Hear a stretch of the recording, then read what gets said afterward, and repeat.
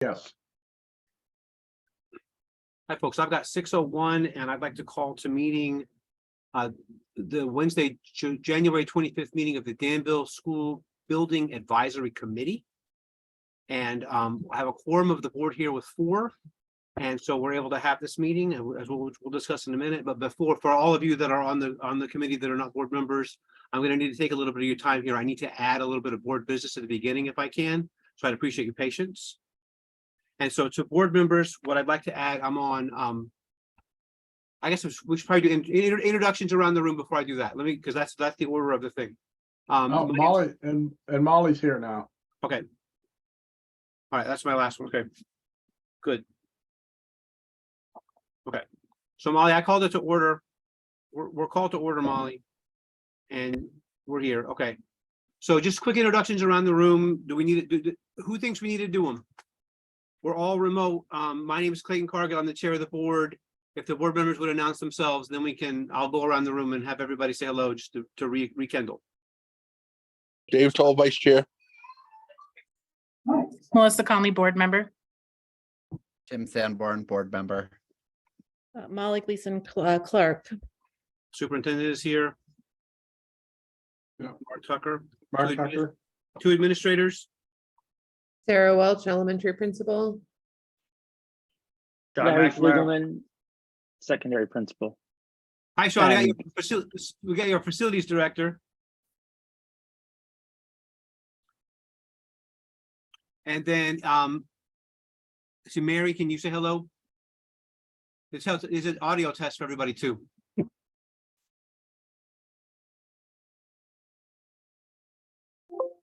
Hello, everybody. Mary. Hi, Mary. Bruce. Bruce Mundy, member of the building committee. Rob. This is Rob here, and I'm on the advisory group. Awesome. Eric. Eric Hewitt on the advisory committee. Katie.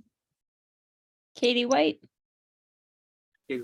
And we have John Blackmore here, and John would like to join the advisory committee. He was a former member of the advisory group, and we lured him back in, and I appreciate it.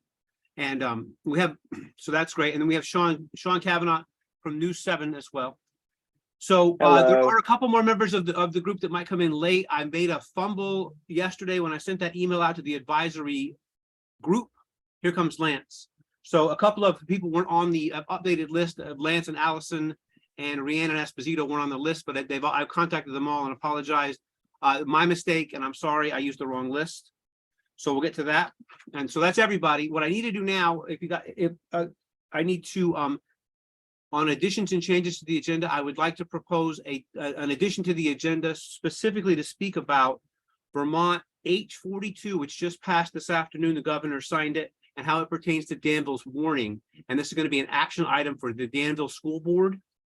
And so I entertain a motion to add that to our agenda, and then I'll go. I got a motion. So moved. Thank you, sir. And I would need a second to go. I'll second. Thank you, Melissa. All in favor of adding that to the agenda? And I'll start with that. Aye. Aye. Okay, so that motion carries. Okay, so specifically Vermont H42, it made some allowances for one specifically to let us have this to switch to a remote only meeting in a situation just like this, where the weather was not safe to be traveling or some other situations regarding to health. But tonight we can have this meeting in this format and not have a physical presence at the school, which, as I said in the email I sent to you all, is a safety issue for when an administrator gets stuck there running AV. And we don't need that. So that's a good addition for us with this, but it also has some changes that will come to our warning.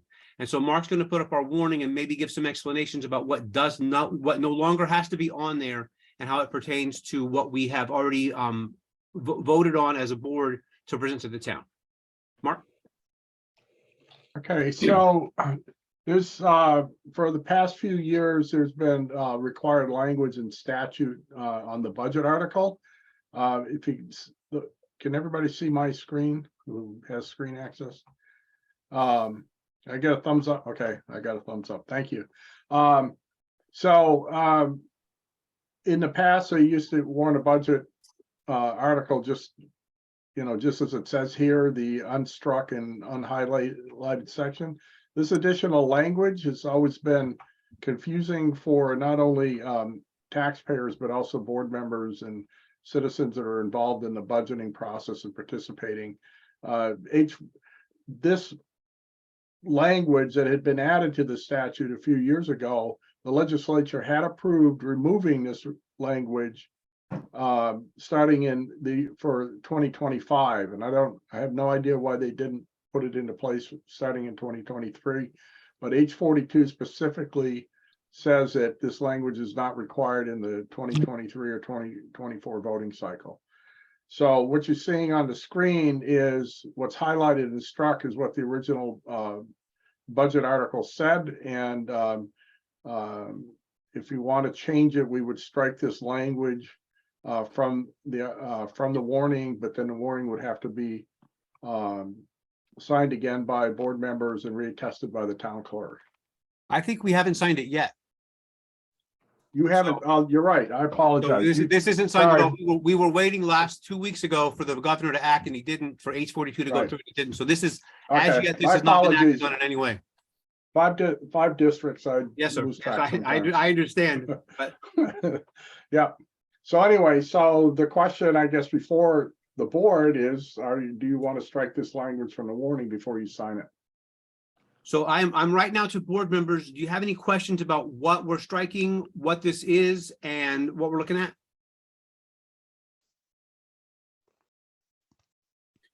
If not, one of the things I want to point you to specifically, we had a question this week from Molly in an email about our reserve funds and how they operate.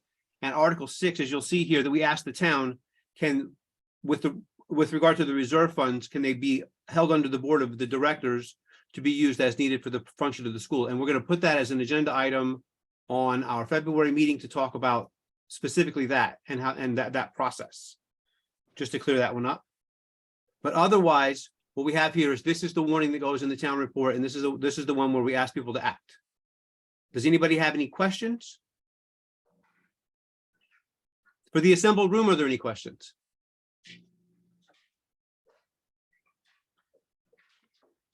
Hearing none, I would entertain a motion to approve this. What is it? Let me see at the very top, Mark, so I can ask what kind of motion I'm looking for. So I can approve this warning for the Danville School District 2023 Australian ballot.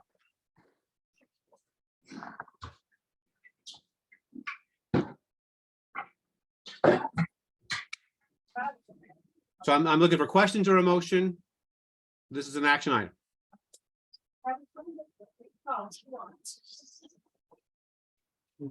I don't know who that is talking. Sounds like a baby. I can't tell if Dave is trying to raise his hand or if that's one of his friends that's with him. That seems to be somebody he knows, but Okay. Picked her up on the street. I'll make the motion to approve. With the exception, with the understanding that the highlighted section is stricken from the paper, from the document. okay, so we're striking that last sentence in Article 4. That's the motion. Correct. All right, I need a second to continue discussion if there is any. I will second that motion, Tim. Thank you, Tim. All right, is there any further discussion? Sorry. Hearing none, I'll call the question. All in favor of approving this warning as approving this motion, please say aye. Aye. Aye. Second, Molly, is that 4? Okay, that's 4. Motion carries. Okay, so I'm gonna move on now. Mark, you gonna go? I don't know. I have to go at some point here. I don't know if there's anything else that you, just for logistics. So you see, I just took the language out of there. I was gonna say, print it and have it at the central office. I don't know. I'm not sure we're gonna be open tomorrow. So, weather is interfering with some of this stuff, but typically what you would do is swing by the central office and sign it because you all live in Danville. Yeah, I'll get hold of Wendy in the morning and find out how urgent the 25th yesterday was for the answer and tell her that we might need a day for the snow. Okay. And All then right, so then I'll send it to Katie. to have available at the office to sign. And it Okay. asks, we need at least 3 signatures on the warning before it can go to Wendy. It's always better to have all board members sign if you can, but you need a quorum of the board to sign the warning before it can go to the town clerk to be attested. I'll get in touch with everybody in the morning to find out. There's one at the very bottom. There's one, you need to take one space out so that Tim's line looks like everybody else's line, or put one space in. I'll fix that before I send it. That may be Zoom. I don't know. Nope. All right. And Mark, one other thing, you may have changed it since we looked at the draft, but in that first paragraph, I think it said a different year, like 2020. I'm not looking at it right now, but you may have made that change since the last time I looked at it. I think it said February 2020 instead of 20. Yeah, 3. I fixed it. Okay. Yeah. Okay. All right, so we're good on that? All right. So now we're going to move on to the committee meeting now. And again, thank you all for coming. I want to first talk about finalizing the committee membership. I mentioned in the email to everybody that this format and this sort of attendance level is not a good place to finalize the memberships, but we do have at least one person here. I see we have Stacy Andre who showed up as well. We have one person, John Blackmore, who's not officially on the committee. And what I was going to see if we wanted to do, and Stacy's also not, she's a guest now. We want to add committee members tonight, but not finalize. And this is a discussion for everybody. I'd love to hear your input. And we're going to go free for all, not Zoom hands. So just take your mutes off. We're all talking now. Yeah, Clayton, this is Bruce. I'll start with Bruce. I guess Rob. Yeah. Rob, I'll start with Rob. I suggest that we approve both of them to be on the committee. So I don't know yet. I haven't actually asked Stacy if she's just here to observe or if she's interested Oh, in I being see. on the committee. I haven't spoken to her at all since the last time I saw her. I know I spoke to John this afternoon via email and he was interested in continuing on. So Yeah, good. Stacy, Stacy, you're our guest here. You're either the only member of the public or a prospective member, and you got to tell me which. Oh, okay. Can you hear me first? Yes. Can you hear me? Okay, perfect. I would like to be a participant on the committee if that's still available. Yeah, we'd love to have you. So I think that's fine. Awesome. All right. Then The more the merrier. definitely So like to vote about it. That would be great. So we're not doing votes. We're just doing consensus, or that's how we were doing it. Are you guys still okay just doing consensus? Yeah. Okay, so Yes, is the consensus of this room that we can add these 2 members right now? John yes. Blackmore, Stacy Andre. Yeah. Yes. Okay. Since we can, we will. I got to put those emails on, or so Stacy. Clayton, I'm not sure. I haven't received any emails from you since our last meeting. I blew it, man. I blew it. So this is, and I didn't do it on purpose, but I sure did do it. And I thank you for finding your way in here. But I sent it to the advisory group that didn't have everybody on there. I thought Katie updated it, but she only added in the board members that weren't. So it's completely my mistake and I apologize, but I'm going to get this, I'll get it rectified and we're going to get the emails to the right people. And I'm literally updating right now. So if you put your email in a chat to me, I will add whoever I need to add. So we got John on. John's already on. Stacy, if you just chat to Sarah, and Bruce is B. Melindy something, or B.A. Yes, I know B. Melindy something. BA, I'll give it to you. It's quicker for me to do it this way than do it in chat. I don't care who has it. Go ahead. BA Melindy 60@gmail. Okay.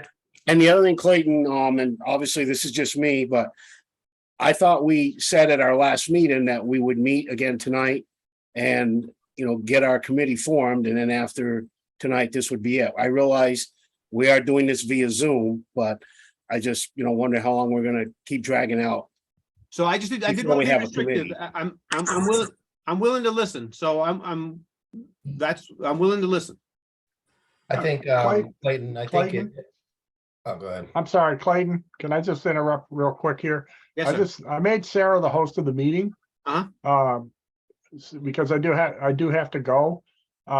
Sarah, I'm recording the meeting. What I'm not certain of is when I leave, does the recording continue? So watch it. If the recording light goes out, just start recording again. But I think it carries over to you. And one of us is going to get the meeting recording because I'm recording it to the cloud. Okay. So I'm going to excuse myself right now and go take care of some business here in my house. Okay, thank you, Mark. All right. We'll Thanks, see you. Mark. Bye. Yeah. Good night. Yeah, I was just gonna say that I think it makes sense. Tonight was a bit of an anomaly. It would have been good to finalize it. Doesn't mean we can't continue our conversations, but it would be good to have the final be in person. There's a couple folks I haven't seen that I'm surprised aren't here, but I think that we can still continue our discussion. But I agree that it does make sense to wait until we're in person physically to finalize who wants on it. Big call. I spoke with Doug Pistula and Marvin Withers. They both wanted to be on the committee, but they're unable. Doug to is. Zoom. They can't Zoom? Is that what you said? right. Okay. It's. Yeah. Doug is and was on the list, so he should have gotten the email that it had to get moved because of the weather, so. I think he doesn't Zoom. I think that was the thing. He's a non-Zoomer.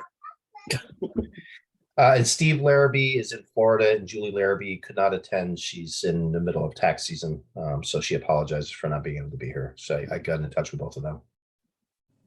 Okay, so can I put, if it's okay, can we push it one more meeting and then just to finalize, we'll do the work, but the more people we have that have a say, the easier it is to say that we had more people have a say. That's my only thinking.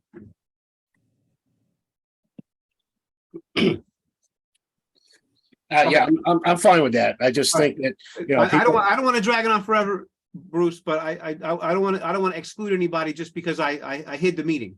You know, I understand. I just think that, people need to make a commitment because you can Zoom from Florida, last I knew. You can Zoom from Florida. Yeah. Okay. So anyway, So we're gonna add the 2 members and then table committee, finalizing the committee membership on tonight. Okay. Okay, and I'm gonna move on quick here to top programming needs. And this is gonna be our 2 building principals are gonna give us a walkthrough of our top building needs to match our top facility needs that we talked about. Or this is our top programming needs, rather. Our top building needs we talked about last go around, and our top facility needs. We covered those. This is the top programming needs. So I'm going to turn it over to Larry and or Sarah to go first. Go ahead, Larry.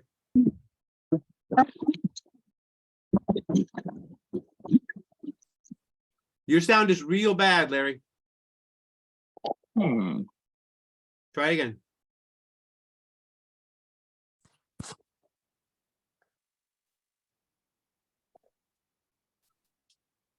I can start. That should be sharing for everybody. So Larry and I worked on this, and then we also consulted with Dave Schilling just to figure out between all of us what we feel that some of the biggest programmatic impacts were. As many people know, because of the number of incoming kids into the preschool program and the actual size of the classrooms and state regulations, we've had to have a waiting list this year for preschool. But we don't have the space needs to be able to just add another preschool classroom within what we currently have. Most of our elementary classrooms, specifically the 1st through 6th grade classrooms, the kindergartens, are a little bit better sized. They're really small. They're not designed for education as it has shifted. It's really hard to have enough space to do the different center work and the different movement that is incorporated into their day-to-day pieces. And then the next one, not enough bathrooms, although might sound a little silly, the way the building was set up and where bathrooms were added on, there's spaces in the building that it's very difficult to access a bathroom, whether that's actual accessibility for somebody who needs it. or just proximity to where their classrooms are located.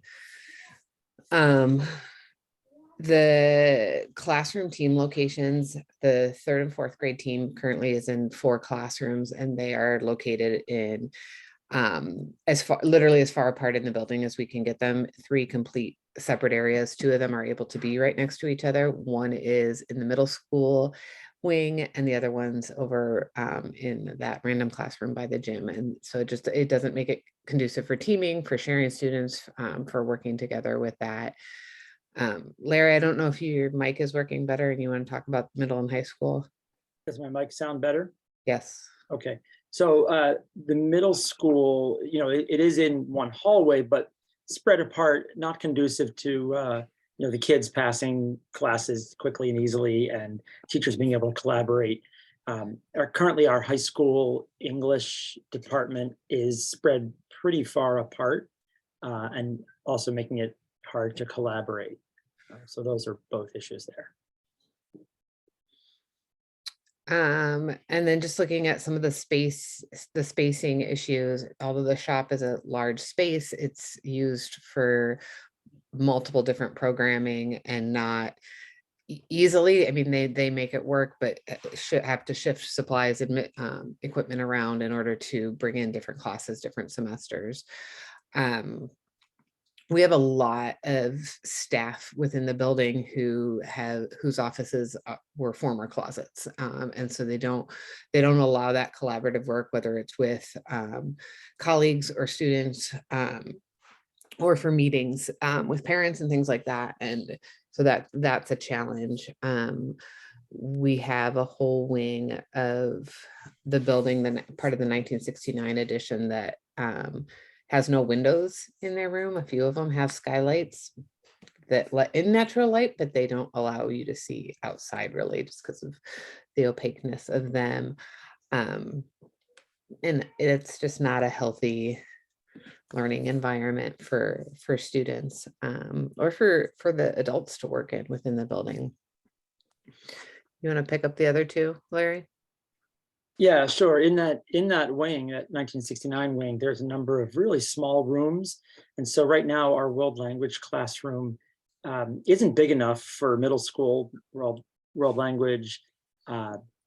So she's got to take another room, bring kids over. She's got a class where they're packed in pretty tight. It's not very comfortable last period this semester in that room.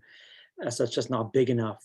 And then, we have enough space in our gym to run a gym class just fine. And we can use the curtain to separate for certain kinds of activities.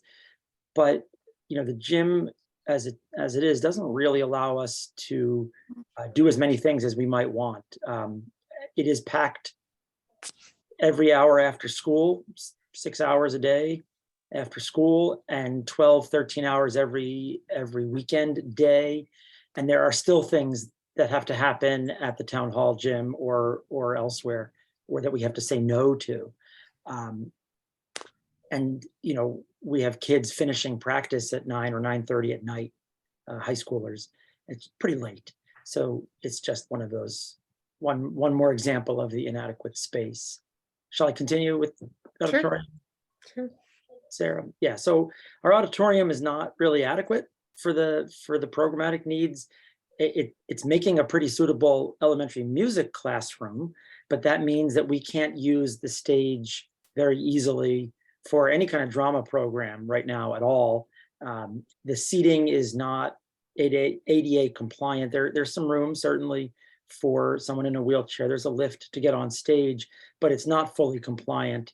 And we can't do a performance for the whole school at once. So it's just not really a suitable space for the program that we're looking at. Are there questions about any of this that we could answer?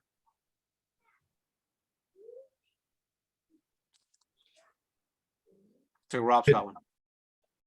Yes, when I was young, we had a lot of events in the gym at the town hall there. And you've got some practices there, I guess, Mhm. Larry? Yeah, Yes. so, but is that, but it's a good, area to put drama in, maybe, you know? Perhaps I could use that for that, Sure, that's a possibility. Absolutely. yeah. And perhaps if it would be a fully utilized area. Perhaps, you know, for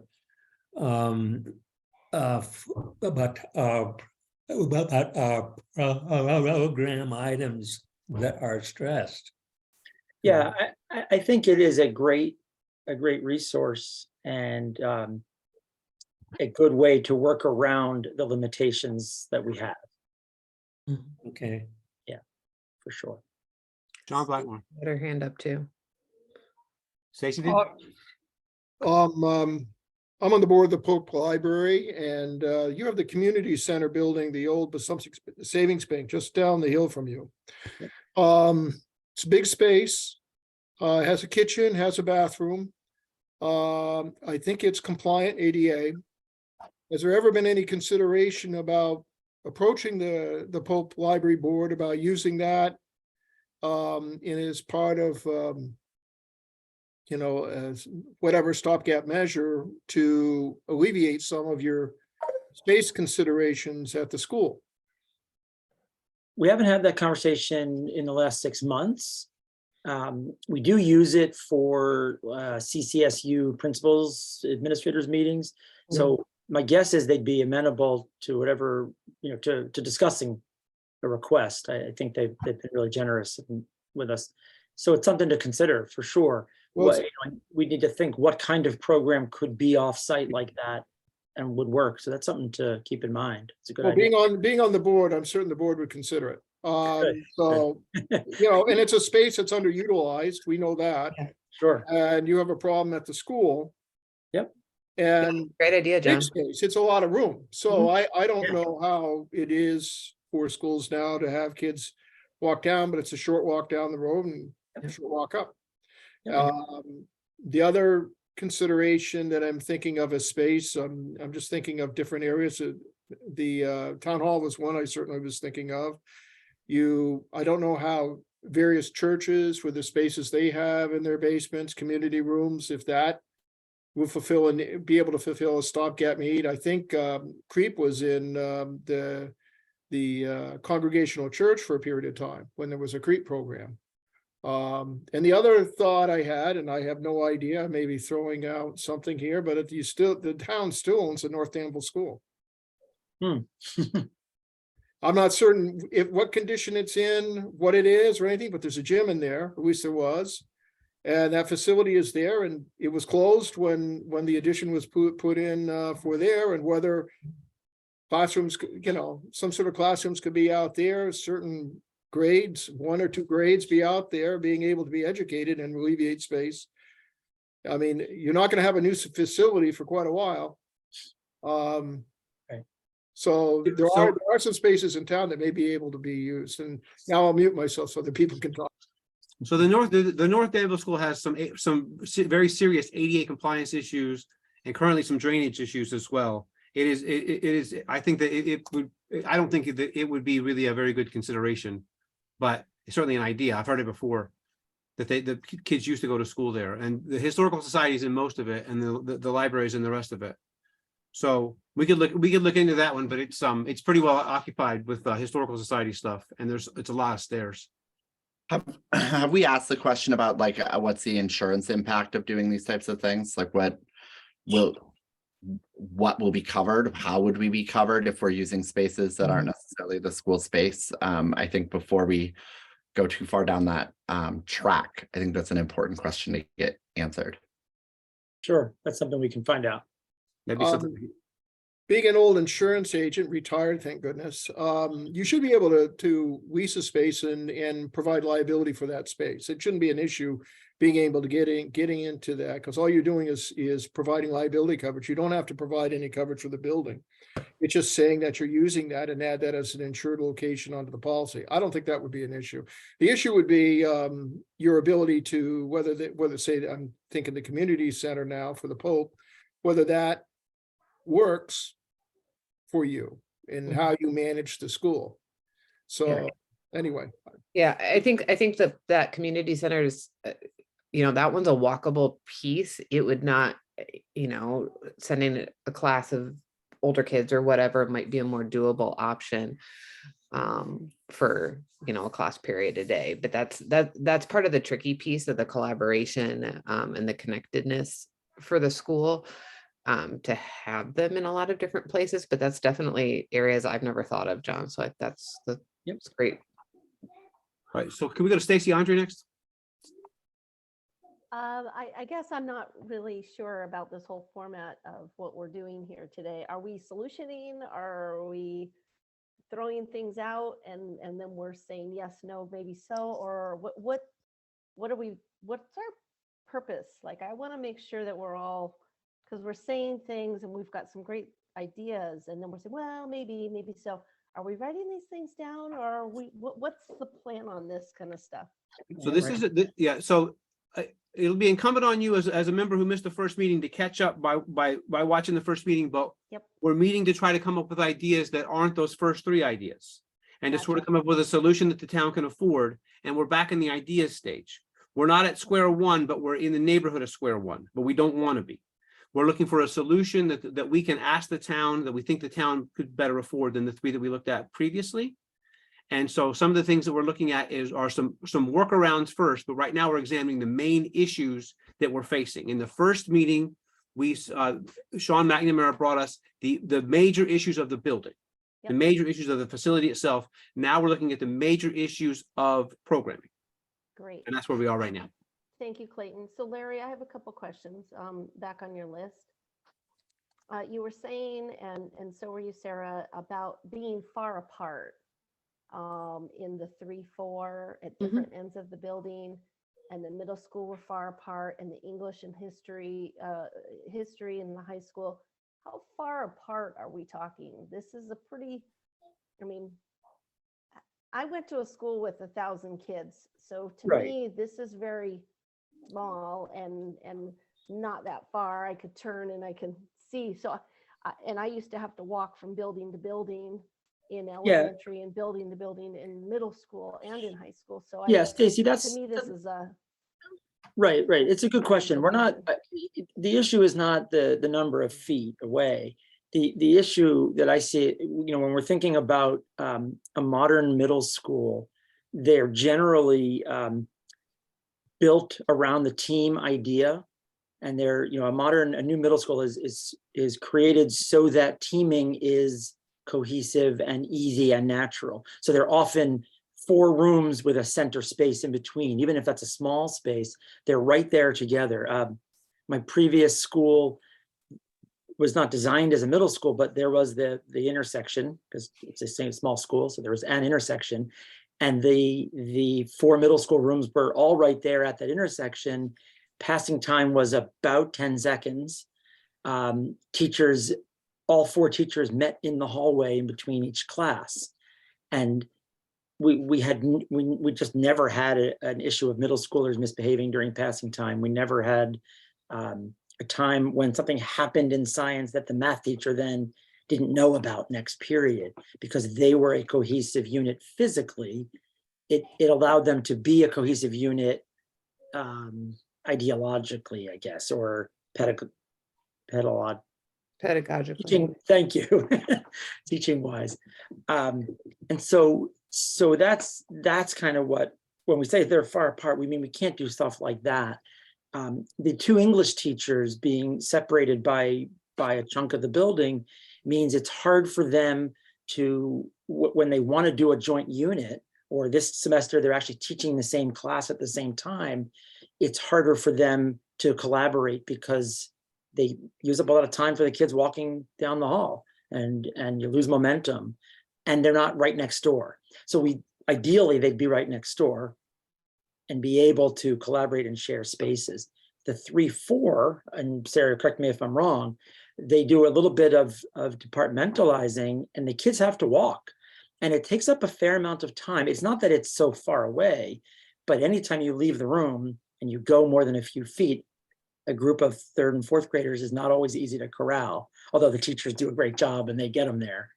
But it uses up that time, so they're not learning as much time as maybe they could be, because of the travel and stuff like that. Yeah, Did I summarize that well, Sarah? Yeah, and I think with 3rd and 4th grade too, I think it's difficult because as elementary teachers who should be working together and planning together and collaborating together, they can't just pop next door to talk to their team. And check in. And again, like you said, it's not that far in the scheme of things, but it's not how we do education anymore. And it's not conducive to that. And there is instructional time lost for the kids. And we've had different classes in those two spaces. Plus 3rd and 4th graders, 8 and 9-year-olds should be right in the middle school. And that's a tricky piece as well.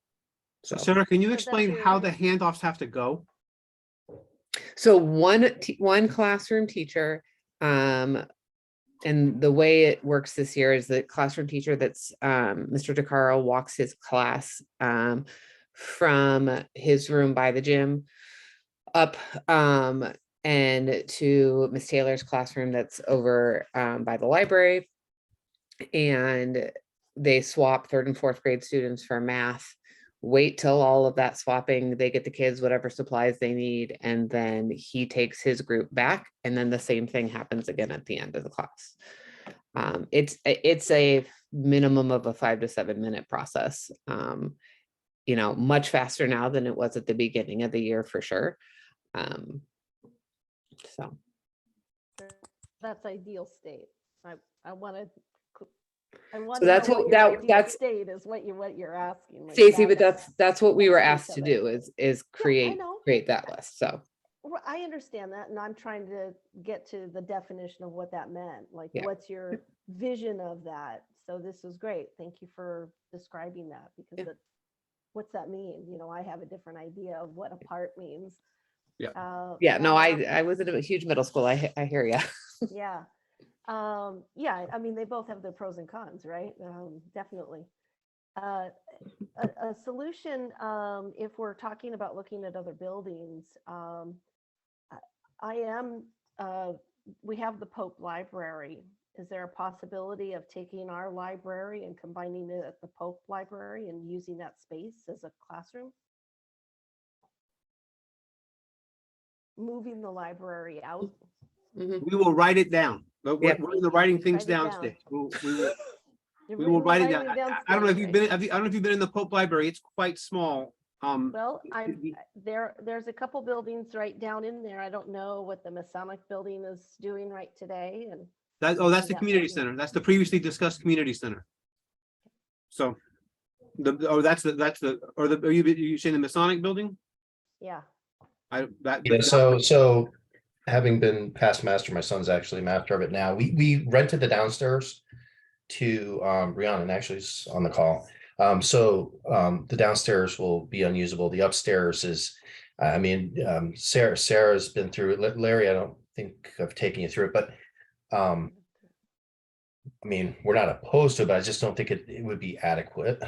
Not very conducive. It's pretty old historic building. It's really cool, but for the downstairs could have been a viable option. And Mark and I spoke a couple years ago before Terozzi's went in about possibly partitioning some office spaces there to kind of free up a little bit of space, but it just timing wise didn't work out, and Terozzi's came in. But yeah, it's probably not great. But I kind of going back to John, I agree that the Congo, I personally went to kindergarten at the Congo Church downstairs, and I did 1st and 2nd grade at the old North Danville school.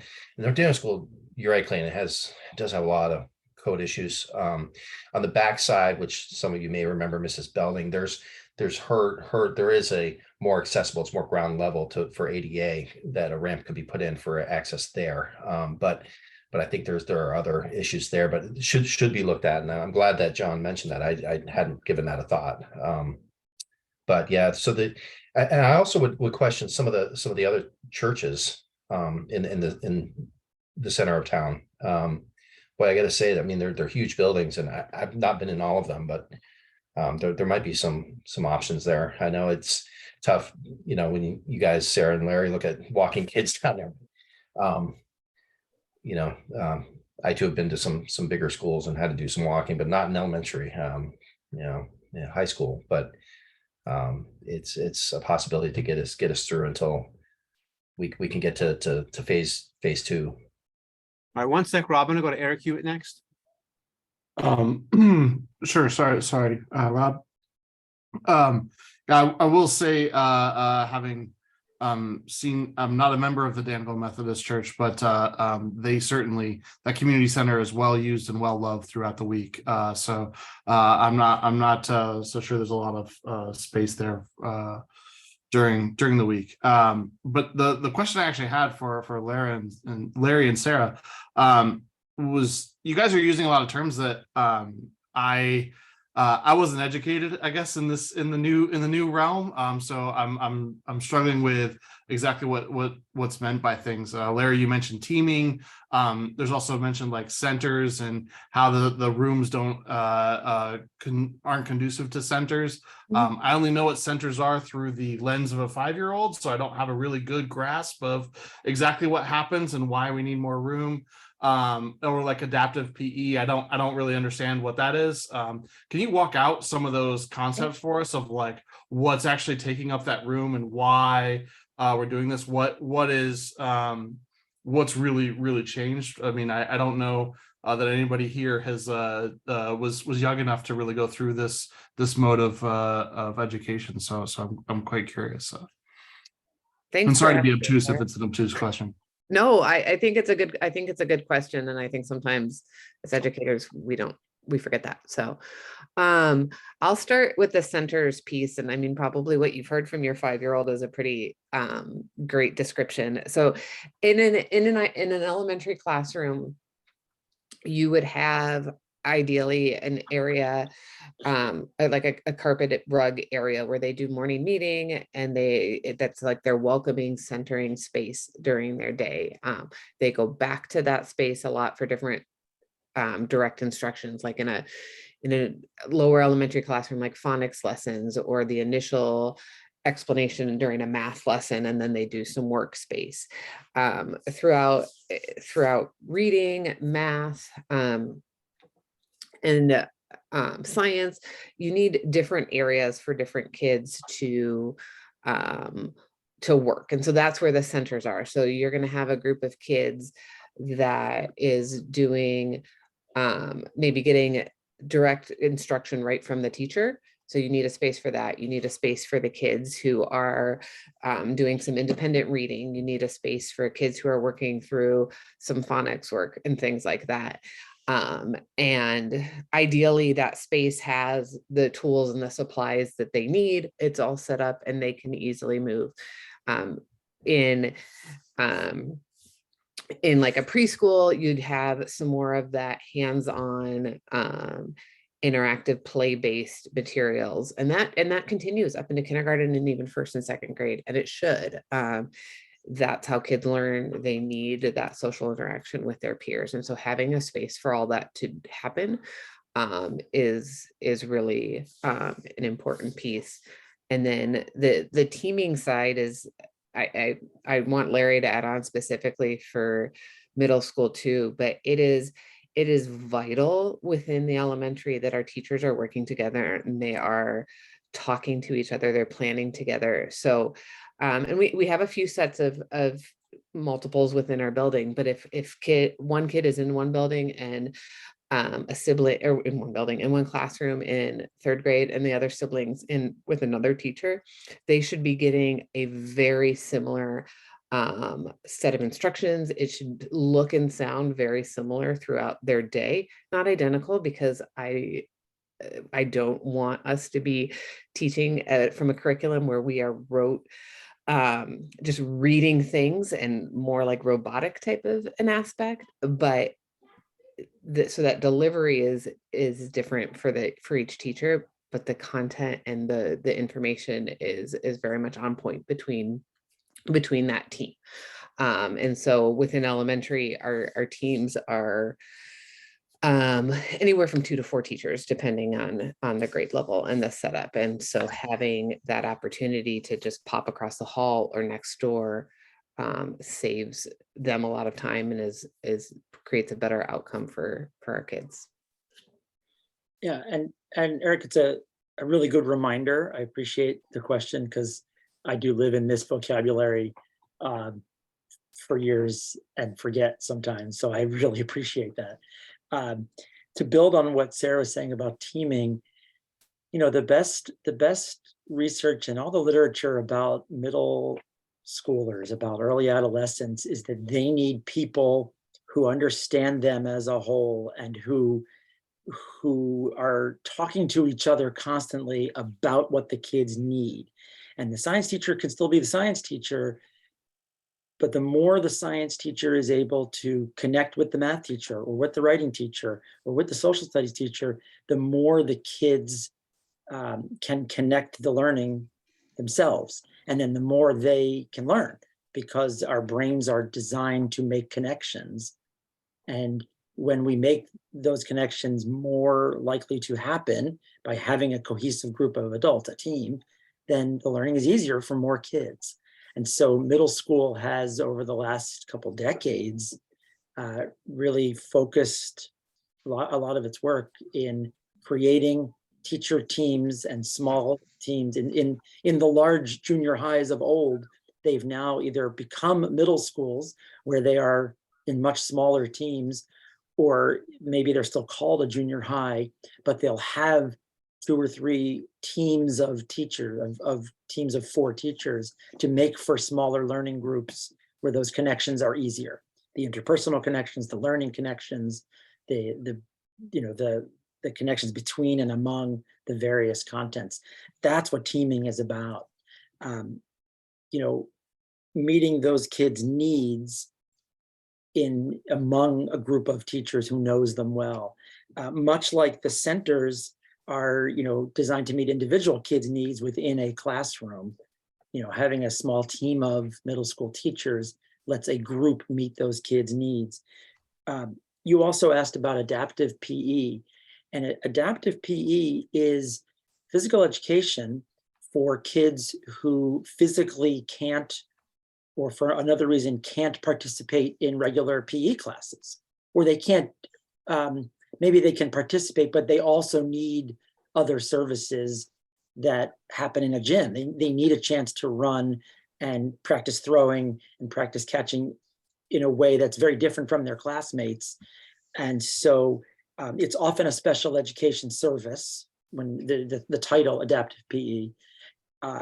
And so if we want a kid who needs adaptive PE to have time to get that physical education, we need a gym space that's going to let that happen, while we're also educating every pre-K to 12 or every pre-K to 8 kid and many high school kids throughout the week. It's just hard to have the space when it's one room only. So we make do a little bit with the weight room, and some of the kids can work in there. We can use the curtain a little bit, but you can't put 18 middle schoolers on one side of the curtain and have anything productive happen on the other side. It's a challenge anyway, because they're not always quiet, let's say, or easy. But adaptive PE is one of those services that may or may not have happened when we went to school, but we wouldn't have known it necessarily. We wouldn't have seen it because it would have been hidden or something like that. Well, we don't do that. So that's adaptive PE. Eric, was there any other vocabulary that we used without realizing what we're doing?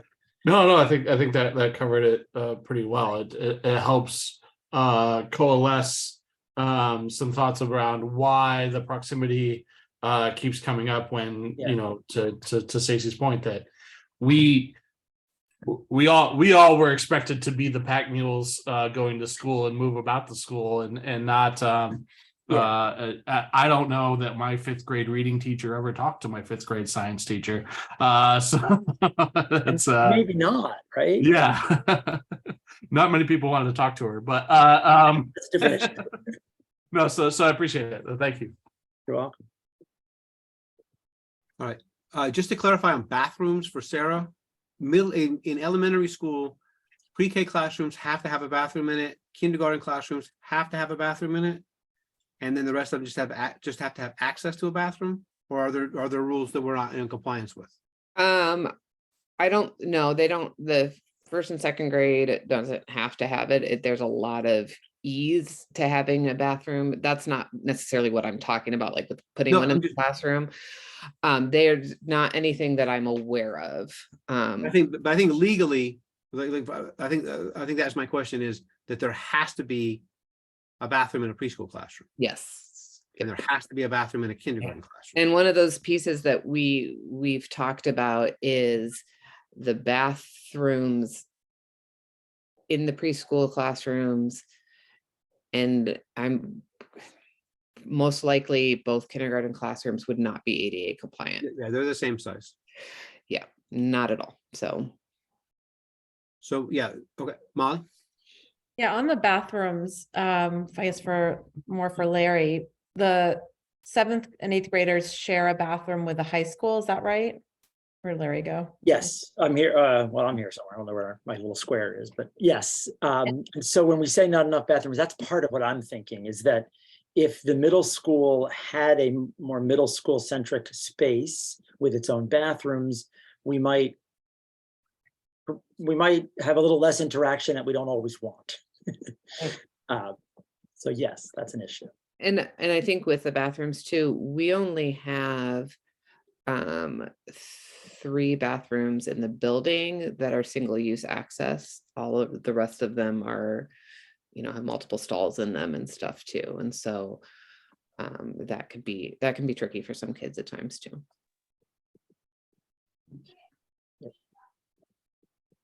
Okay. Does anybody else have any questions here? Yeah, I have a suggestion. It may be out of the box, but we've got that area where you have the school buses loading and unloading. And that's adjacent with the elementary area, right? A What small if- small part, yeah. What? Yeah, it's where the kindergarten is, yeah. Yeah. What if you had a standalone building over in that area? What would you use that for that would reduce the stress on the elementary area? I would have I to think think. I think there's a further part of that question before she can answer it, is what is the smallest building, Right. would then thusly be the least expensive building that could be built in that area? Or actually in that area, what's the largest building you could build in that area? Because the largest might be the smallest that you need. Right. If it existed, if that building existed, what would it be to best reduce the stress on your current situation? Good. Yeah, right. Yeah. That's exactly it. Yeah. I went to Rob's house. We had this discussion once already, so. Yeah, well, and I think then if it's like you said, Rob, and I think that was intentional, if it's standalone, we're not touching the existing building, which means you're not renovating you don't have to renovate and bring things up to code immediately. I think it would depend on, like Clayton said, how big we could make it. Having something that close with little kids would be really easy to bring them right in that door for specials and for lunch. Like that's a big thing that I'm thinking of.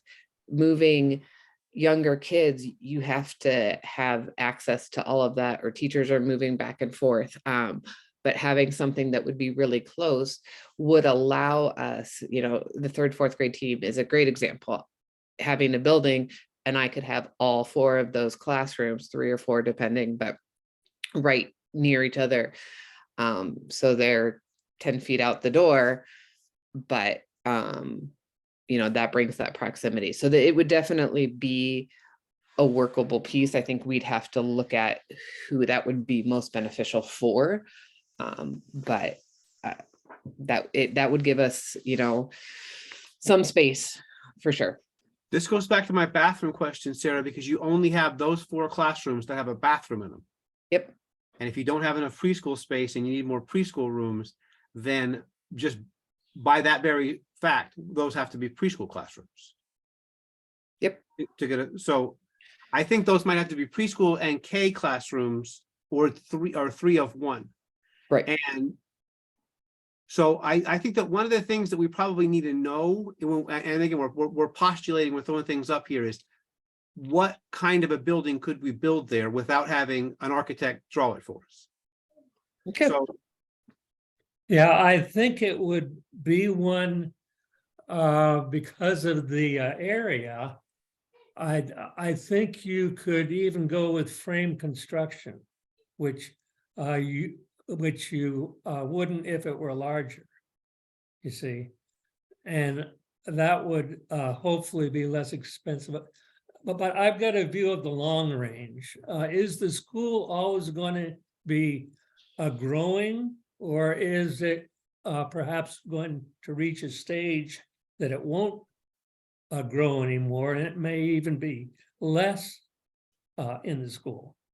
And if you can be a little bit flexible with a structure that would be a frame structure, then you'd be more flexible but over the long term, and it would be less expensive. The projected numbers for preschool, all the way down to kids who are only 1 right now, or even not quite 1, says that we're growing.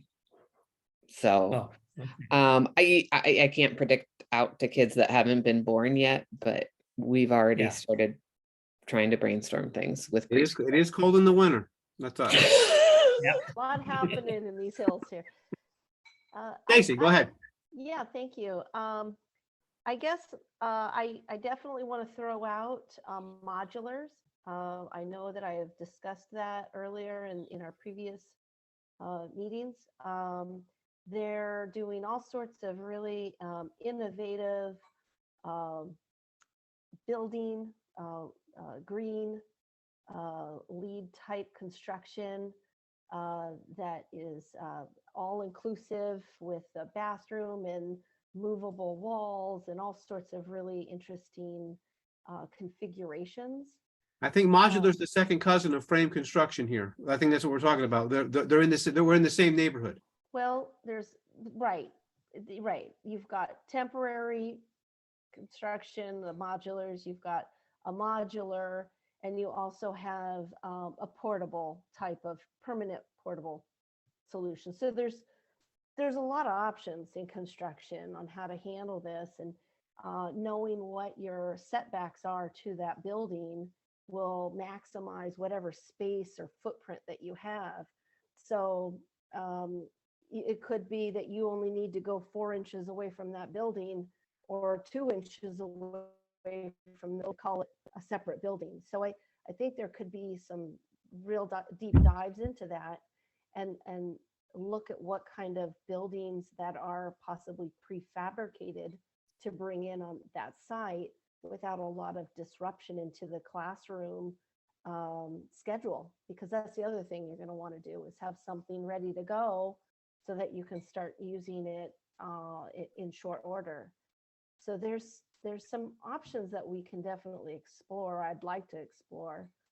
And I don't know if it necessarily all has to fit in that little footprint in the back. You also have other spaces that maybe we reconfigure where the buses are going in and out. Maybe they don't go near the building on the backside, and you put a long one and maybe like an L shape that hugs the whole. I'm not sure what's in there now. Maybe the old preschool in the backside. So there's other configurations of how we can pair some other types of footprints. I don't think we're only confined to that one little space in the back. Okay. And And you brought up a point, Clayton. How much budget are we talking here? Like, what are we going from? Less than a certain amount? Are we trying going from $0 to a borrowed building? Like, we could get a used portable unit probably in short order and get it put in springtime. So I mean, there's some things like, what's your immediate need for solutions? Or can you take the young preschoolers and ship them to the other schools until you decide to break construction? So I guess we need to know, how immediate are you going to have a short-term, middle, and a long-term plan? Because I think that's what we're all talking about, is stop gaps and different longer range ideas. And then your absolute immediate, like what has to happen tomorrow or for next school season? You know, what do you need? And I think that would help as well. So that's why we're talking about our programming needs. What we talked about at the last meeting was moving air. We don't move air in any way adequately, and Sean brought that up. So when you're watching the video of the last meeting, you're looking at the minutes of the last meeting, that's probably our most pressing need from that list. And but you catch yourself up that way. And on this one, that's what we're discussing, is what are our top programming needs? Where are we deficient? Where do we need space the most? And how can we make ourselves function as we plan to figure out how to go forward? And that's what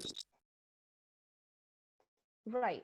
And so when you've got this exhaustive list, what's your top 5? What's your top 3? Like, what do you have to have? Like, is it that you have to have pre-K classrooms tomorrow? Right. I think that's what we're working on right now. We're working on, Yep. is it 3 rooms outside and then the air handlers? And then is that what we need, so that then we can start trying to tackle the next issue, which is all the code compliance in the building.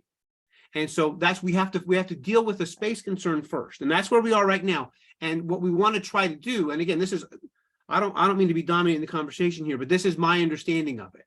Because we know that we know now how few backs this is going to fall on, how few houses it's going to land on, and how the money's got to come in. We have to sort of try to commit to a less expensive option to get us to where we're okay moving air and educating students. And it seems like we're most efficient educating preschool students. And if you send them away, they're never going to come back. So I don't think that's a good idea.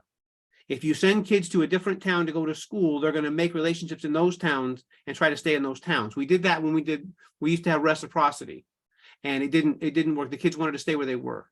So I don't know my kids both had to go to a different school. Like my son went to Walden. They didn't have space because we had moved in late. Yeah, my kid went on Thursdays at 2, and that was it. Like, so and I came back. Like, it wasn't like I was going to be gone for a long time. It just it was more flexible space. And then later in his little elementary thing, he went to Walden again at some point. So I think that it's flexible, right? We're trying to be flexible, and I get that. And I want to clarify. Let me. Yeah, we are not yet at throwing ideas on the wall, but when we go to throw ideas on the wall, we're gonna throw some ideas on the wall. But we are throwing ideas on the wall. We're- Everybody's throwing ideas on the wall. So Okay, I'm gonna go to Bruce. Thanks. And I know you said earlier, we're not back to square one, but we're about as close to being back to square one as we've been. As many of you know, I was on the school board for several years. And this was brought to our attention about 3 years ago, maybe longer. I'm gonna refer to Dave Schillen here in a minute. And I think when he brought it to our attention, we were looking at maybe putting a couple of classrooms going out towards the Route 2 side.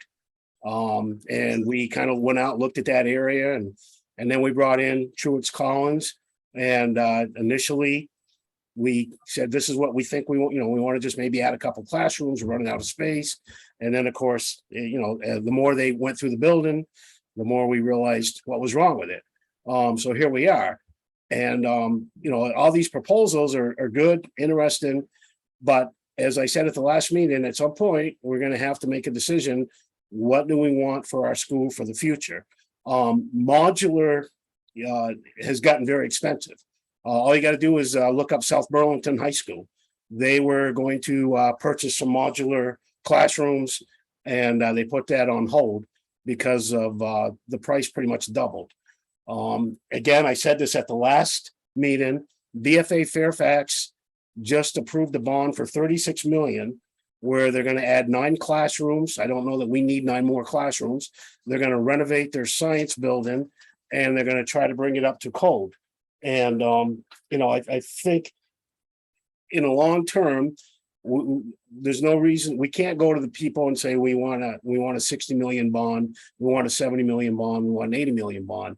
I think if I've lived in this town long enough, people are reasonable enough. If we say this is our long-term goal, and again, we're not at figures yet, I understand, but we're looking at about a 34 million bond that will add on some classrooms. I like Rob's idea. That's kind of scary because in my head today, I was thinking about that area and I'm like, well, I wonder if we, you know, put a building out in that area. But how's that going to affect the transportation issue of things? But that's for someone else to worry about, I guess. So anyway, I'm just saying, they're all great ideas. And as a committee, we've got to, you know, come to a resolution of what we want to propose to the town. But we are kind of back at square one, but eventually we got to get to a point where we can't just keep throwing out ideas. We've got to say, this is what we think we want to do. Put it to the school board makes that decision. They then put it forth to our community. And Dave, was I accurate on that about originally we were just looking at a couple of classrooms out in that area? Correct. The original need was preschool and elementary space. Yeah. That's where it started. And then when we asked architects, what do we do with this?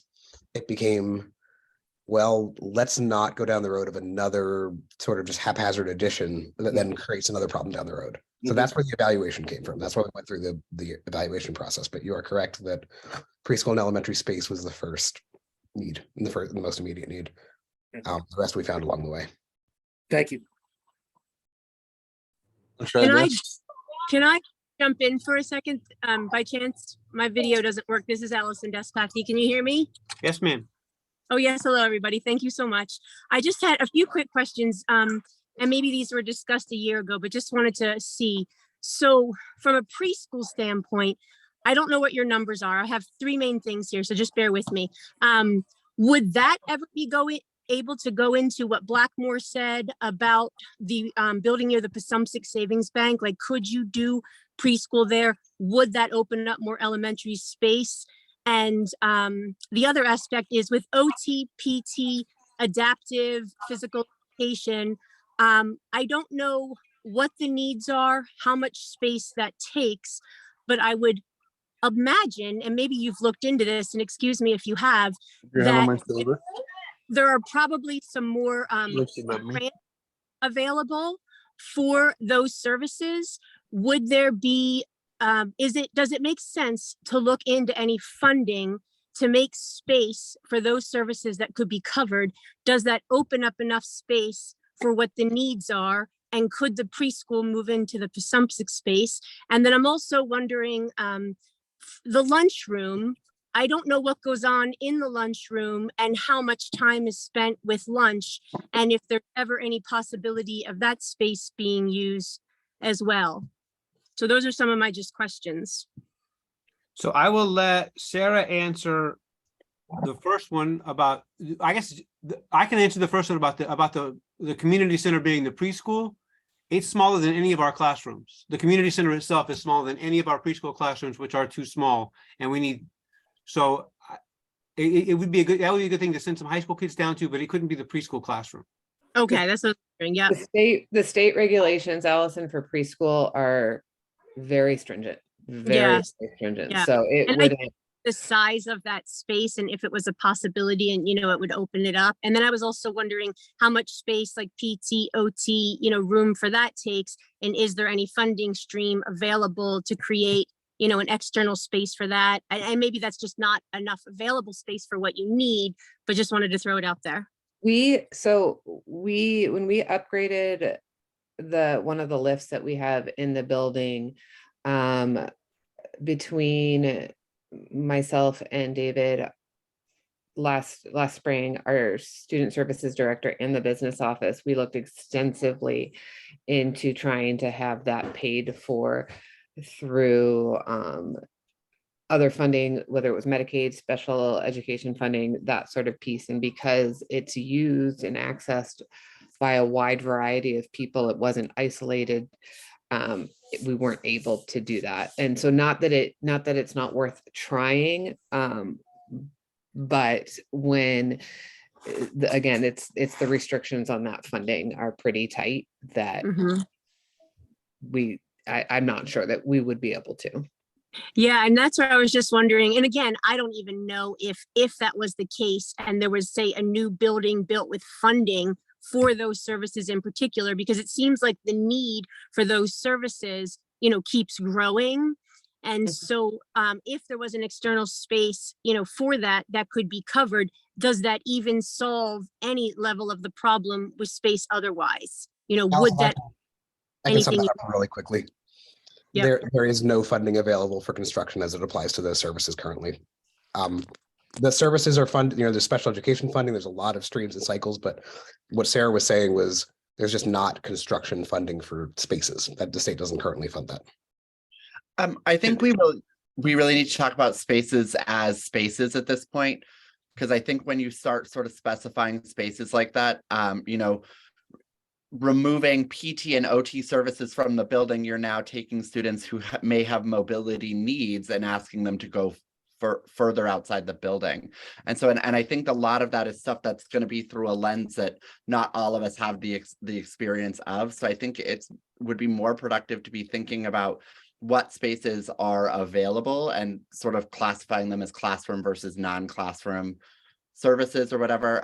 But thinking about, we have to think about that travel aspect and who you're asking to travel, because the length of your leg matters. Yeah. And the number of times someone has to go there and then thinking about also individualized schedules. If you think about an interventionist, they don't have a classroom, or they don't have necessarily an assigned class maybe, but in a single class period might have to be in 3 different locations to work with 3 different age groups. And so I just think for the sake of productivity, we should really be thinking more about spaces versus what's going to fill those spaces. Okay, gotcha. Thank you. And then the lunchroom was the other question that I was just wondering about. So I know they serve lunch, and every time I'm in there, they serve lunch from about 10 o'clock until 1:45. That's my. Okay. And it's a study hall. It's a study hall. Sometimes I've been in there when it's a classroom. It's meeting space, and then it's the lunchroom again at 2 o'clock. What do you think, Sarah? How often has that lunchroom got 5 kids in it who are supposed to be studying?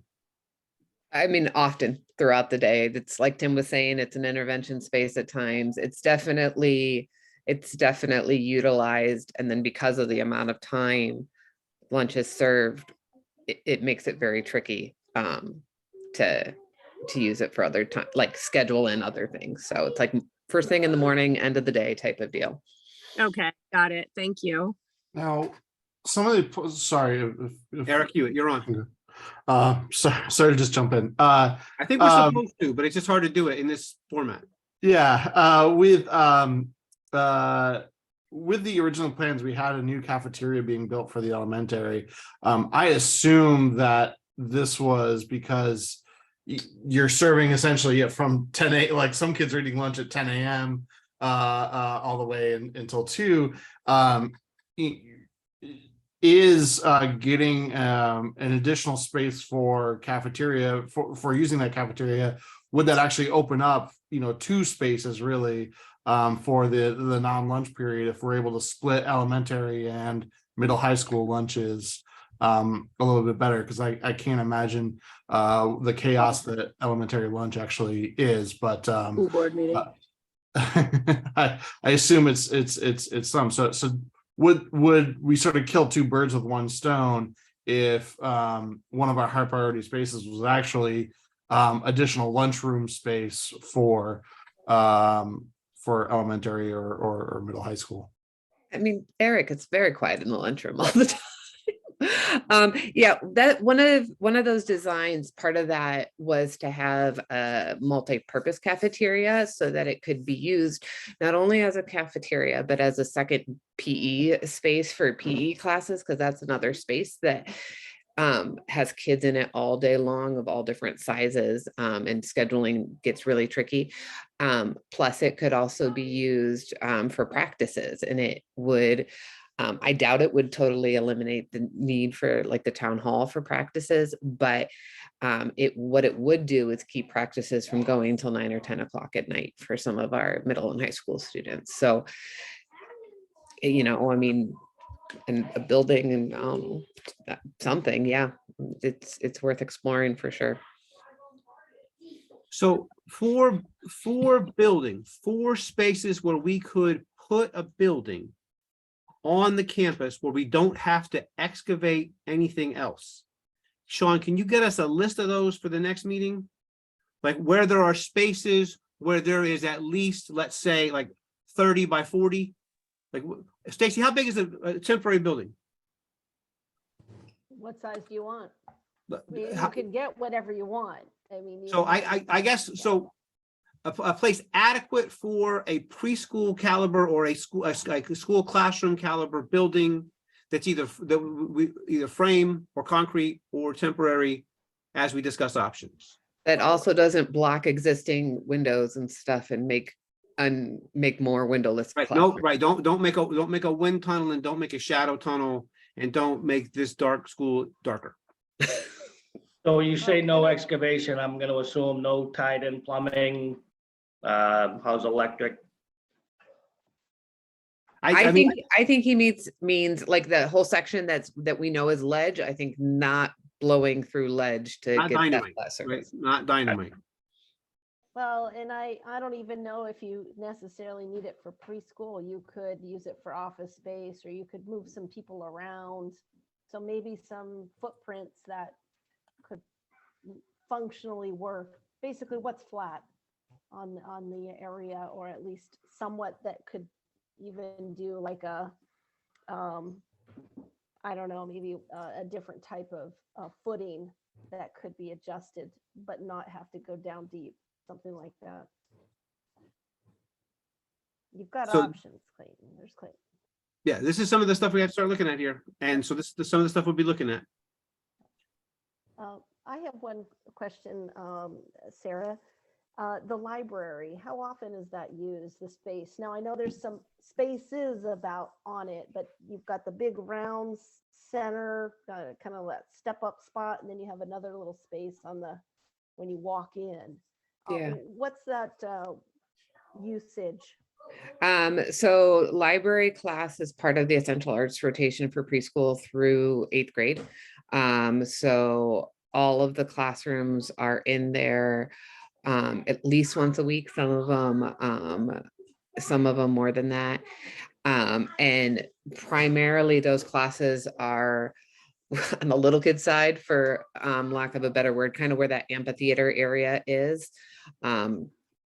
Definitely the elementary, I don't know if that's where the middle school meets actually, but then the other side where we have board meetings, typically there are several high school classes that meet there throughout the day. And then again, because of spacing, it ends up for sometimes throughout the day, it's a study hall block, and that's where kids who have a study hall are allowed to be.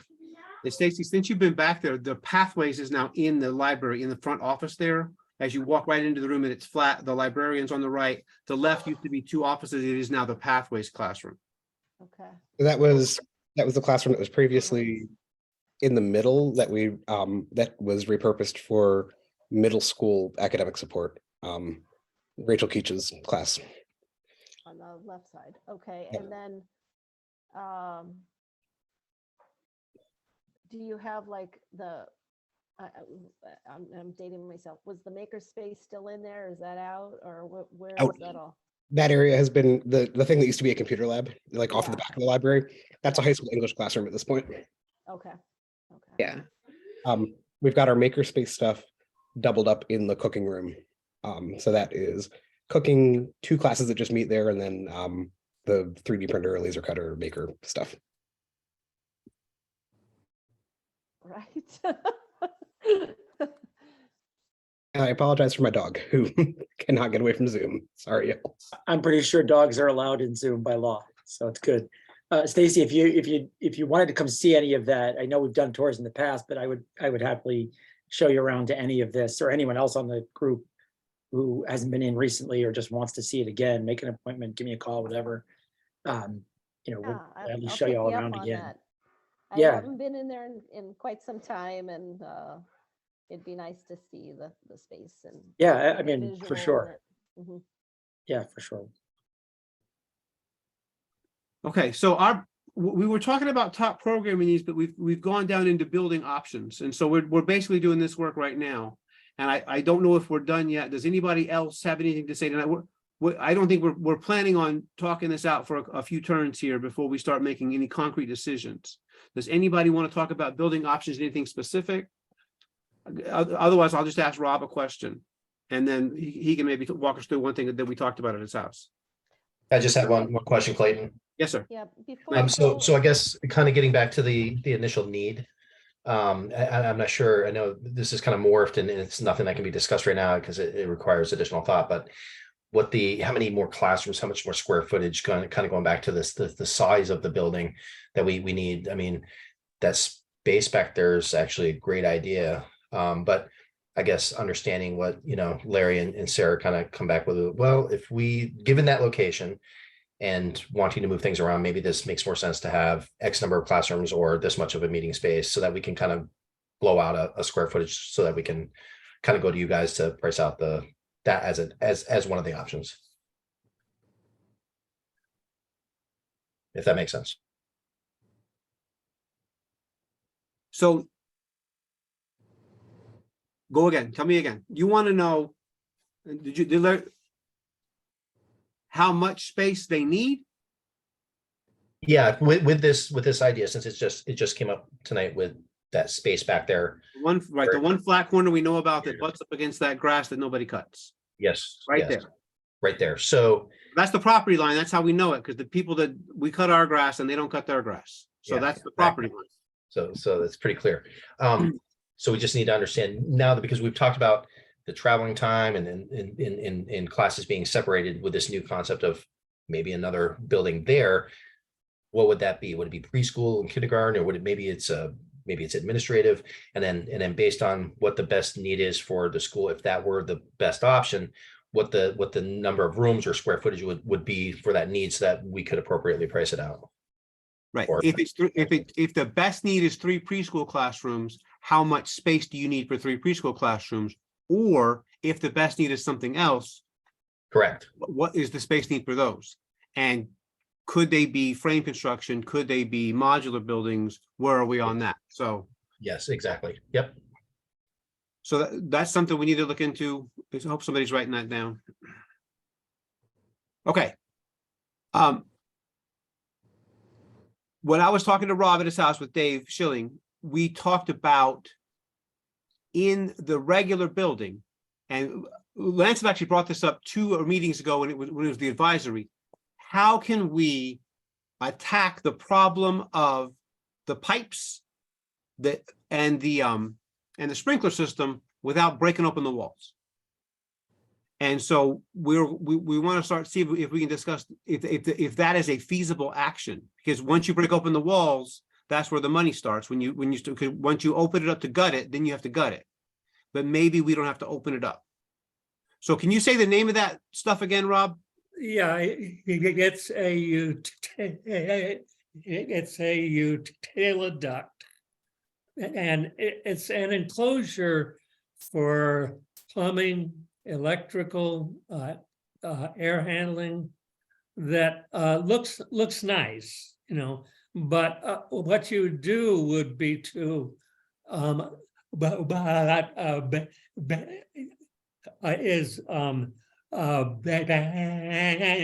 the existing, but in place, you see. And just forget about it and construct the new plumbing or the new electrical or the new HVAC in its own enclosure, you see. That would look nice. And so I, Yeah. so I think that when you look into that, you aren't doing a renovation, you're repairing. And if you're doing, and so maybe, right, this is the question that I'm left with here. If you're utiliducting and you say, we're going to do sprinklers this way, is that a renovation or is that just utiliducting? And does that trigger the big machine? Does that trigger the big number, which we want to try to avoid? And can we do electrical? And can we do electrical utiliducting, sprinkler utiliducting, and plumbing utiliducting all with? And then if you leave the walls there and then you just ignore, because you've left the walls there, the insulation issues, what else is back there, you turn the water off and you fix the roof on its own and hope it holds. But then if you can get all that done to where you can get to a level of code compliance without the $32 million, then when you have a problem, maybe you can fix those problems individually as repairs, because there's not this thing easier access. Yeah. There's not this problem lurking. And if you take a wall off, you don't have to worry about, oh, I've just exposed this copper. Right. Maybe it's easier access that way, you see. So this is, I think, where we're going to try to not spend $32 million making good the inside of the building. And then maybe we have room in this. And again, this is what I've heard, and I'm on the money now, even though we're not talking about money. This is what I've heard from a lot of people. Maybe half that, maybe half your crazy numbers from a lot of people. I've heard from a lot of people, I'm going to throw rocks at your house, but I've heard from some people, maybe half that. So if we can, this is we're going to try to work around to get the number lower, and basically by ignoring some of this stuff, but also by trying to get sprinklers in the building just for because you need them. But if we can fix those pipes without taking off the walls, then that solves a lot of the major problem of having to put the walls back on for money. I don't know how you fix the in that scenario. I don't know if you can fix the foundation problems. And so that's probably a question that Sean's going to have to dig into also, is I don't know. That would be different. I don't know if you get this stuff done and then you start looking at the foundation, or if the foundation becomes a problem and you create your own emergency and then you have to fix that emergency of the foundation. Because in the last meeting, we found out about the foundation issue in the gym that I didn't even know about. Right. That was a new one from since we had the report. So yeah, I've got a large structure up in Anchorage that I worked on, in which the structure was slowly going down to the ground. And it was injected beneath it with the with bentonite clay, and that expands and then it sets. That's an option. But it would be good to get an idea of what the problem is. You know, if we have a void under there, or what, you know.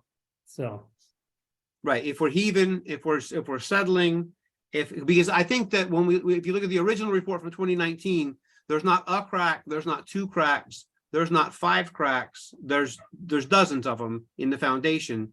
And like, how urgent are those? It sounds like the one in the gym is now the most urgent. And so we just have to figure out what we can do there. So I think that's one of the things that we want to look at in terms of the building options is utiliducting. And I don't know how soon we want to start looking into the money on this, but probably soon with that one. So we're talking about building options now, and we were going to go into breakout groups if we could, but this is not really the format to go into breakout groups. So I'm going to just open it back up. Does anybody have any other ideas that I don't know about, or that you, and this is, again, we're stuff against the wall a little bit here. I think these are all great and gives us a good starting point to I love the ducting idea. I was thinking initially those little tubes that go along the wall, which Eric said wouldn't work. So I didn't realize this type of thing existed. That makes sense. So personally, I think this is a great start to look at and see what we're kind of up against and get us a starting point at least. Okay, so you guys want to close out building options for now, and then, I mean, we're gonna be back at this pretty soon, but I don't know yet when, but we're gonna get to that in a minute. And then we're gonna talk briefly about grants. Is that okay with everybody? Dave Toll? Whatever we do, we have to be very mindful of the parking. I really don't like option 2 because it takes all the parking away from what we have now and trying to put it somewhere else. So, and putting a building out where the turnaround is, you know, we just have to be very mindful of parking and how many we're taking away and how many more parking spots we're going to have to add. For sure. I would, That is a big concern. there's not enough parking spaces now, and there's 50 less parking places in the winter than there is in the summer. But I would hope that building would go not, I mean, it would really affect the buses though. It would affect how we load the kids onto the buses. It would affect the buses. I believe there is one accessible parking spot back there and 6 or 7 regular spots back there. There's not very many actually in that loop, so not marked spaces, and those are the ones Like if you go there during a basketball game, I talked to Dave about this earlier, there's 40 people parked back there. So there's 40 places back there during a basketball game. Yeah, but there's not though, so. Sean McNamara. I just want to remind you that's the location of our generator and automatic transfer switch right now also, so that. you might That's in wanna the take circle that right there. into- That's why the circle exists.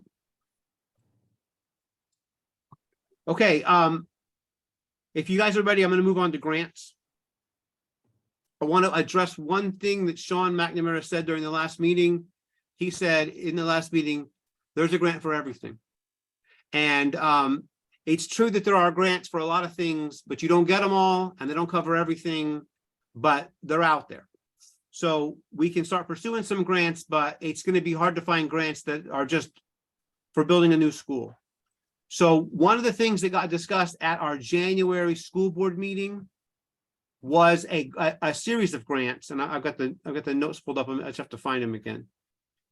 That's Lance's. Hold on. So at our last school board meeting, it's called the U.S. Department of Energy Renew American Schools Grant, and we talked about this a little bit at the last meeting, and Mark is working on it now. Mark Tucker, the superintendent, working on trying to figure out what we can fit into this grant and see how much money we can squeeze out of this grant. Sean, are you involved in this very much yet?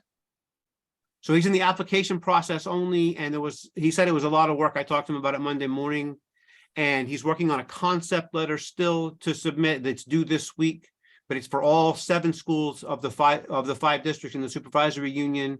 And he's hoping to be able to pull in some money, and this money might cover some of the lighting, and this money might cover it might cover air. And so if we can sort of, if this can help us with the air handlers, and this is our hope, I think, is that if we can find a way to get the air handlers again, because we have them now barely alive with grant money, but if we can have them, if people understand that we need to turn this air 10 times an hour, is that right, Sean? 10 times an hour, and we turn it 4.5 right now? Well, that's air changes per room. Air changes per room. It depends on the square footage, but. So, but if we can find a way, and so if we can find a way to have these grants sort of help us attack some of the major problems in the buildings that we're now not going to renovate. And that's, I think, the kitchen, the cafeteria, most of the high school is now not going to be, there's not going to be renovation done to this in these lesser plans, I don't think, when we get to what we get to. So we have to figure out how we can get code compliant as best we can. And so some of the stuff that Mr. Tucker's doing right now is to work on finding out grants to move to LED lighting and to hopefully look at air handlers and to look at some of the electrical stuff as well. Maybe some of this utility ducting can be done with some of this grant money. And that way we don't have to spend the town's money on this. And then the other part of the grants, Lance had sent me an email, and he was going to want to talk about something that he got. and he wants to bring it up. I've sent it on to the superintendent, but if you can make it so I can share my screen, Yeah. I'll put this up. Well, I was gonna say, can I share mine? Oh, that'd be even better because they're not doing Yeah, it. because I host disabled participant screen sharing. I think you need to, yeah, okay. I have it on the screen, so when it's when it's available. If you let Lance on, then I'll just sit back, drink Yeah, I'm water. working on it. Oh, you got it? Somebody got it. It should be good, Lance. Okay, hang on. Okay, I'm not sure. Can you see my screen? Committee on Appropriations. Yes. All right, so one of the things I was thinking on was this huge omnibus package I went through. I said, for the heck of it, I don't know what's all in it. And so I pulled this up, and the first section here is all about education. So look what I was saying, to Clayton when we briefly spoke about it. I said, some of it may not be directly applicable to what we're trying to achieve, but it's all in the wording. And maybe we move stuff around or have our folks look at this, Mark look at it and his team. But there's 17.5 billion, largest increase in more than a decade for grants for educational agencies to support student achievement, including through preschool programs for eligible children. I just found it astounding that, and this was by our own guy, Patrick Leahy. So I did a little bit more research, and Sanders, it sounds like a lot of people jumped on this early back in December, had announced that, he had already grabbed 42 million for Vermont communities. Some of them were school related, others were work related, labor, health, human services.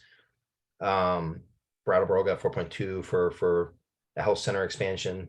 EMS Academy, St. John's Gray Academy got a piece of this. So I was wondering, and again, I'm trying to move my little control bar. Here we go. How we go about who we even contact, who contacts who on this. I guess I don't know if it would be Leahy or if it'd be Sanders, or someone in their offices to see of this. Is it already gone? I mean, are there funds still available? What's left? What is the process?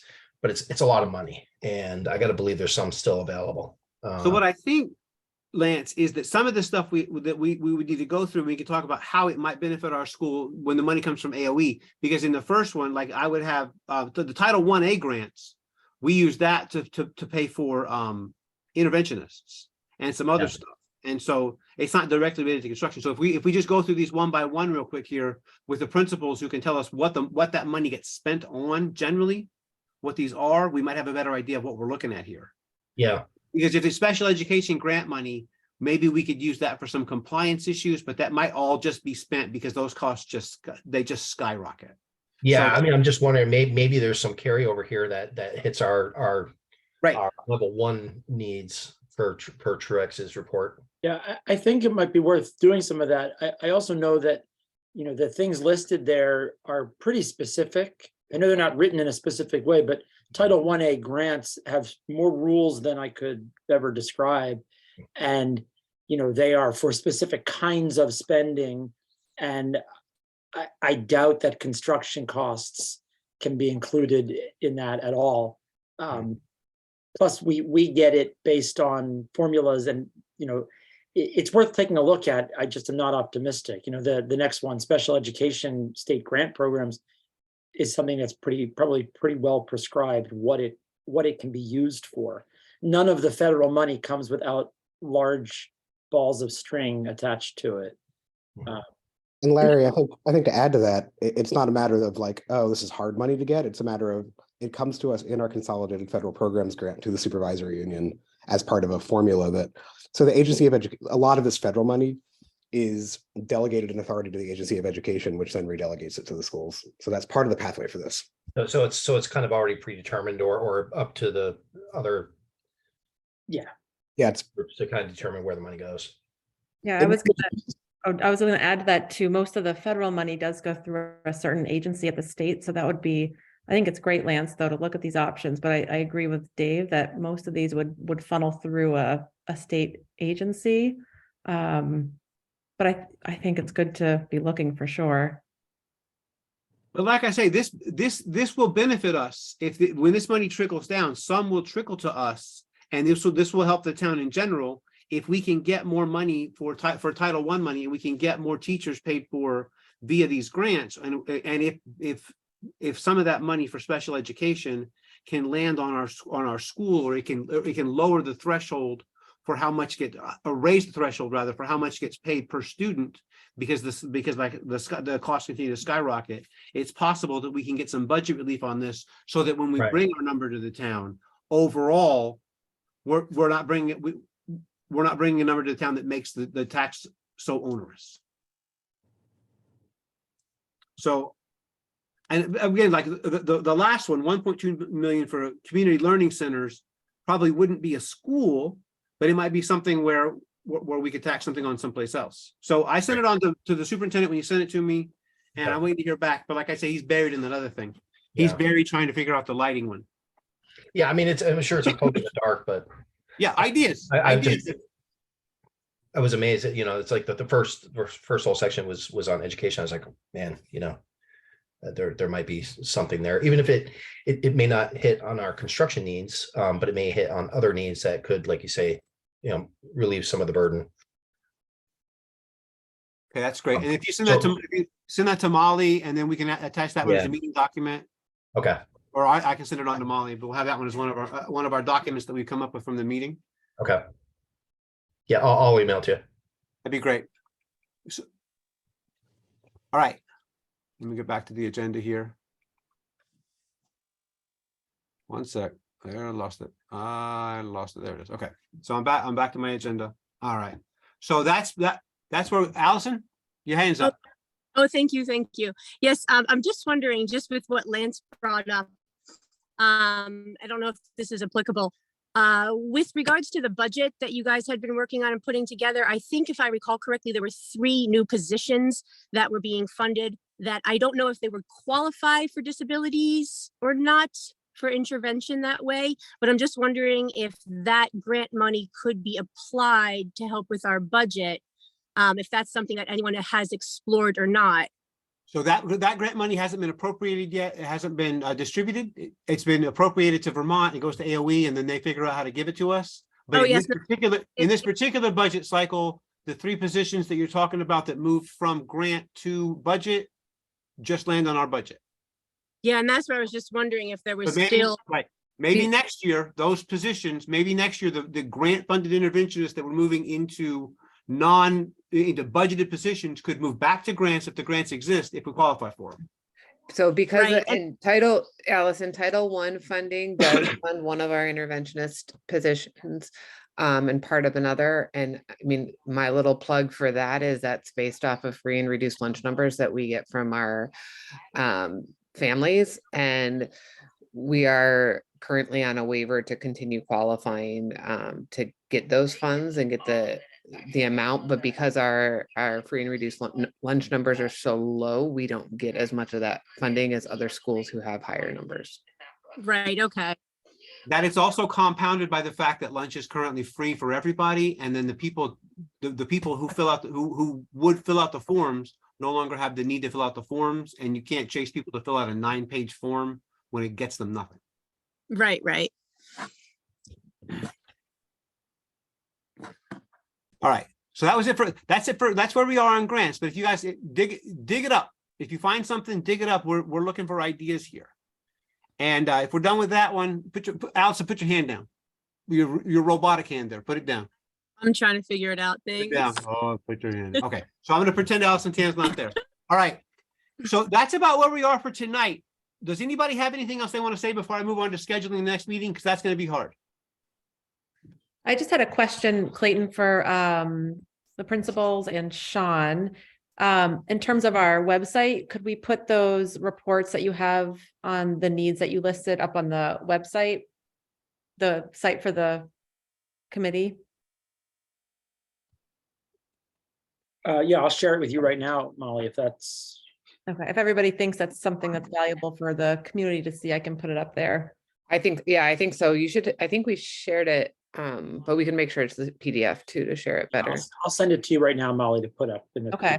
You don't have Sean's Thanks. either. You have I Sean's? I have the notes I took from Sean, but if you have a clean version, Sean, of a report, maybe your notes that you had, and I can put it into a PDF form and add it to the site. But if you were just winging it, Sean, type it up. Yeah.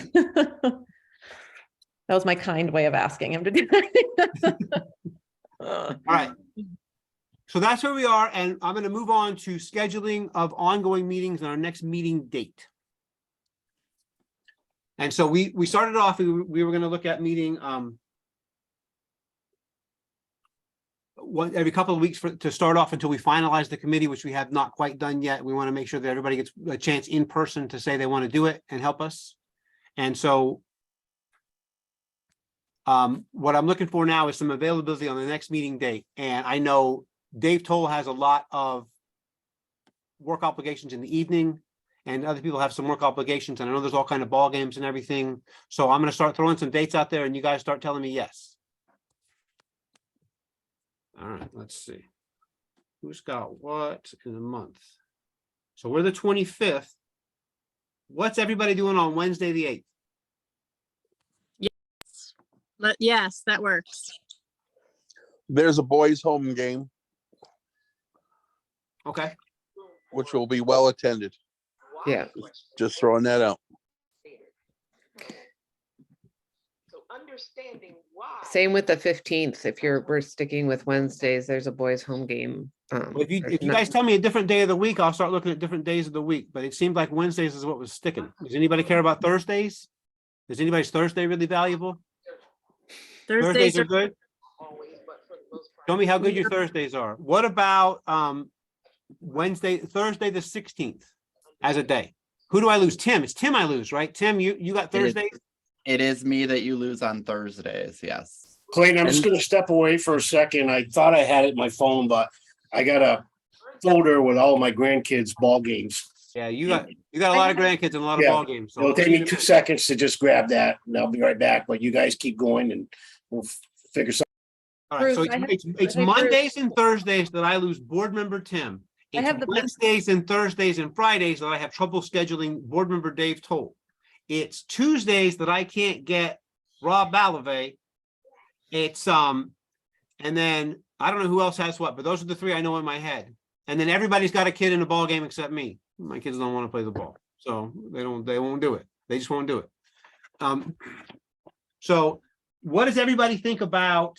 So I still want to talk about Wednesday the 15th, even though there's going to be a well-attended ball game. Wednesday work. Wednesday, the 15th is Twinfield, so it's going to be a very well-attended ball game. How But about the? How Right, about of the? the two, I wonder if the 8th might be a little less, maybe a little smaller crowd because they're coming from Fairfax, whereas the 15th they're coming from Twinfield, so we'll get more. So do you guys want to try to meet on the 8th? Wednesday, Yeah. the 8th? If we meet Yeah. on Wednesday, the 8th, all that does is, you guys are hurting Molly. You don't know how bad you're hurting Molly. She's got notes from Tuesday, notes from Wednesday. So she's going to take the lump here for us on this one. Is that okay, Molly? Yeah. All right. Thank you, Molly. Okay, so she writes these notes up. And so when you guys are reading the notes and they're clear and concise and she's doing it, she's doing a great job and I appreciate it. So Wednesday, the 8th, 6 o'clock, in the library. And I do want to do the break. We were thinking, I thought for tonight's meeting, we were actually going to meet in a classroom. You had asked, do we want to do that? Well, you're actually gonna bring a poster board into the library, but so we can meet in the classroom if you'd like. Because it was the whiteboard, right? It was a It has whiteboard. the whiteboard, it has the projector. Right. For this size group, it's a really good size. So I think right now this thing says we're 20. So Yeah. we're gonna be like maybe 24 if all the people that have promised to show up. And then, so can we give it 24 adults in the classroom? I think we could. Okay, so let's put it in the classroom and then you get to name the classroom in the future. Lisa Bruce Wall's middle school math room. I think it's 501, So the 8th at 6 o'clock, but middle school math. middle school math. And we're gonna do In this one, we're gonna do breakout rooms. We're gonna. So I think that we want to talk about utiliducting again. Sean, do you think you can find some information out about utiliducting for us? I'll be on it. Once Because we I get know, off I of know it this. now it's just one word and a dream. And that's as far as I got this. I was like, whoa, that is a great idea, but maybe it's not real. And then past that, we're going to start looking at, we need some square footage on what is an appropriate size preschool classroom, and can you stack 3 in that space side by side? Or if not, what can you put there? And then also, I have one more question for you, Sean, that I probably would want to have answered. Do we have to replace the roof before we replace the air handlers? No. Okay, so good, there you go, good, okay. The 8th, and then we're good. Does anybody have anything else before I go? Public input. None of you guys are the public. You're all part of the team, so there's no public here. You're on the team. Future agenda items, we just discussed some of those. Does anybody have anything else that they care to discuss on this? Did we cover everything? Do you think we have a good start? I think we're good. If I think of anything, I'll let you know. I've updated the list. Again, for those of you that didn't get the email about moving to Zoom, I apologize. I used the wrong list. Sarah's fixed it for us. She got in touch with me last night and said we shouldn't be outside. And then, is the list updated, she said. And I said, yes, the list is updated. And then it wasn't, because I didn't do the right one. So it's on me, folks, and I'm real sorry. And then with that, I'll entertain a motion to adjourn. From a Make a board. motion. So Make this is a a board motion. committee, so Make a motion to adjourn. thank you, Melissa. Take a second. Dave Toll. All right, cool. All right. All in favor of board members of adjourning, please say aye. Motion carries. Molly, 7:52.